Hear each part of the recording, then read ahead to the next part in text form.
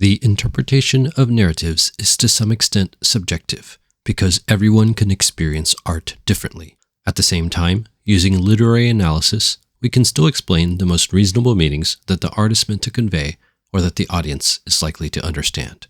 To understand themes of any work of art, however, spoilers are involved. Heavy spoilers.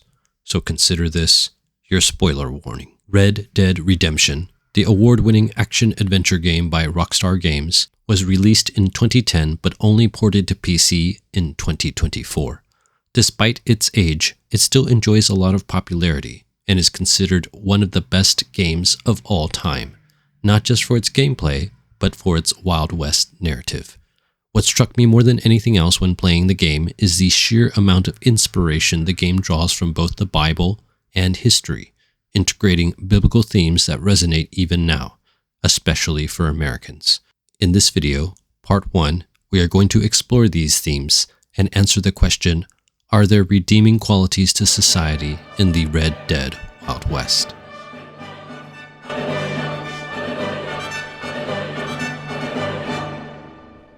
Our first theme for today's video on society in Red Dead Redemption is that of it being a land of freedom and opportunity. Historically, this idea goes all the way back to the founding fathers of America and continues into the expansionist era of the United States. From the beginning of the game, we see that there is a general distaste for the city boys, the government, from characters like Marshall Lee Johnson, Drew McFarlane, and even John Marston himself. You don't look like no government, boy. When I hear about this so-called federal government... Drew McFarlane tells John about moving out west to get away from the government, and John implies that the government has meddled in his affairs and wishes that they hadn't. He also implies to the marshal that the government agents are not his friends. But isn't a government agent a worse menace?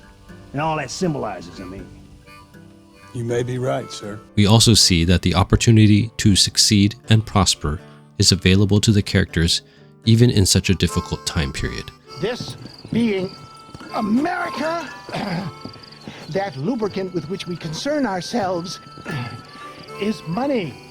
Despite their many losses, the McFarlane Ranch is very successful and is considered a model ranch that John wants to imitate.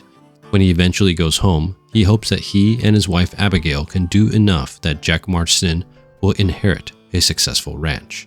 We also see that creative, albeit unethical men like Nigel Dickens have opportunities to make their fortunes. Perhaps most of all, we see Agent Ross's sarcasm about America as the land of freedom and opportunity, even as he attempts to use that to manipulate and control John. This is the land of opportunity, and I gave you the opportunity to save your family, and you failed. This idea of a land of freedom in the United States is inspired by the Bible, as evidenced by the quotation inscribed from Leviticus on the Liberty Bell in Philadelphia. And you shall consecrate the 50th year, and proclaim liberty throughout the land to all its inhabitants. It shall be a jubilee for you, when each of you shall return to his property, and each of you shall return to his clan. Leviticus chapter 25, verse 10. Like how Canaan was a promised land, a land of freedom for the Israelites, Red Dead Redemption recognizes the biblical idea of freedom being central to the founding of America and also to the subsequent expansion, including the Wild West. This is not the only important historical theme, however. Red Dead is also known to have an interesting and thoughtful portrayal of Native Americans, which is connected to our second theme. The second theme I wanted to highlight for today's video on the Wild West themes in Red Dead Redemption is that of bringing civilization to a savage people. Manifest destiny, the idea that the United States of America should and would span the whole continent as a nation chosen to receive the land, was something that many of the time period believed. While the resulting expansion has largely been good for America specifically and the world generally, there are significant questions about the historical mistreatment of the indigenous people by a large number of individuals and the society of that time period, which the game highlights. Early in the game, bringing civilization and Christianity to the indigenous people is given as an excuse for taking their land, even from educated and upper-class women. They've gained access to heaven. Similarly, we see this idea of civilization and savagery conveyed in the often racist reactions of some characters to the Native American characters. For example, Agent Fordham seems to view their informant Nastus in a way that he might view any other American, but Agent Ross seems to have peculiar perspectives of Nastus as an other. This is also highlighted in the character and missions of McDougal, the professor from Yale. In multiple situations, McDougal makes a number of ignorant and borderline ridiculous theories about the nature of a savage spirit versus a civilized one, ideas which John Marston generally scoffs at from a more common sense point of view. Friends of mine are with Vanderland. We must try to reason with them, sir. The game also seems to question whether the American government is in fact bringing civilization to the Native Americans, especially through the plot point that many of the Native Americans who don't want to relinquish their land end up joining Dutch's gang of outlaws. Though criminals, these disillusioned Native Americans recognize what they have become, and they hate themselves for it, embodying the question of whether it is civilization that the white man has brought to the natives, or the opposite, that the savage nature of the outlaws have corrupted the more noble hearts of the indigenous people. In the Bible, an idea that is not exactly the same but related is Moses' warning to the Israelites in Deuteronomy. Do not say in your heart after the Lord your God has thrust them out before you, "It is because of my righteousness that the Lord has brought me in to possess this land," whereas it is because of the wickedness of these nations that the Lord is driving them out before you. Not because of your righteousness or the uprightness of your heart are you going in to possess their land, but because of the wickedness of these nations, the Lord your God is driving them out from before you, and that he may confirm the word that the Lord swore to your fathers, to Abraham, to Isaac, and to Jacob. Deuteronomy chapter 9, verses 4 to 5. Just like how Moses warns the Israelites that even though they are chosen to possess the land, they are not necessarily more righteous than the Canaanites, and should be careful not to repeat the evil deeds the Canaanites committed that angered God. The Americans in the Wild West, as they expand, should have been more careful in the way they thought of themselves as more righteous and civilized than the Native Americans, using these ideas as justifications to mistreat them. The game doesn't completely reject the idea of civilization, however. The need for government is portrayed in the game, which is relevant to our third theme for today. I am so glad to be serving such a wise and respectable people. The third theme that we are highlighting in today's video on the themes that Red Dead Redemption emphasizes in the Wild West is that of the need for government in the Wild West. Holy sweet mother of mercy. As mentioned earlier in the first theme, many of the inhabitants of the Wild West value freedom highly and do not want government interference. Yet on the frontier, we see that lawlessness is rampant, with criminals of all sorts.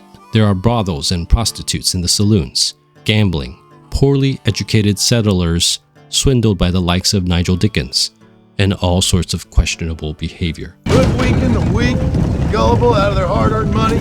In particular, though, the game highlights some of the most extreme examples.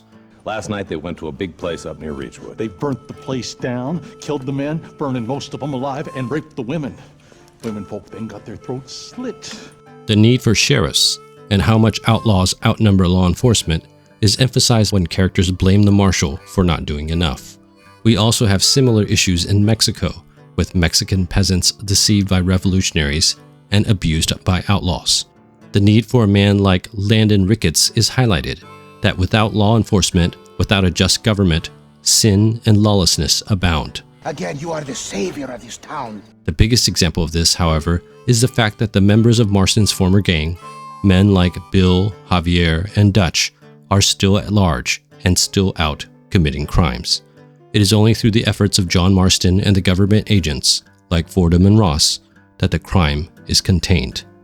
In the Bible, this idea of a lawless land without government is highlighted in the book of Judges. And the man Micah had a shrine, and he made an ephod and household gods, and ordained one of his sons who became his priest. In those days there was no king in Israel. Everyone did what was right in his own eyes. Judges chapter 17, verses 5 and 6.